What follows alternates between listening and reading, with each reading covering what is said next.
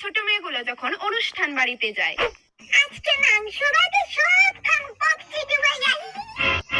Chicken মা দিদি, আরে পুঙ্গা দিদি কোন সময় আইছো? কোন বেলা ওই কইতাছে কিতা গিফট আনছো মায়া লিগা?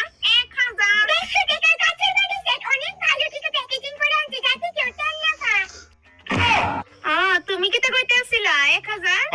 ওই তো 1000 টা দোকানে চক্কর দিয়েছিলাম, বালা গিফট পাইওই না, এরপরে গিয়া এই গিফট আনছি। থু, আমি মায়েরে রাইস কুকারের সেট দিছি, রাইস কুকারের সেট। আমারই তো বাড়ি কাপ দিতে লজ্জা লাগে, খারাপ করে না আবার।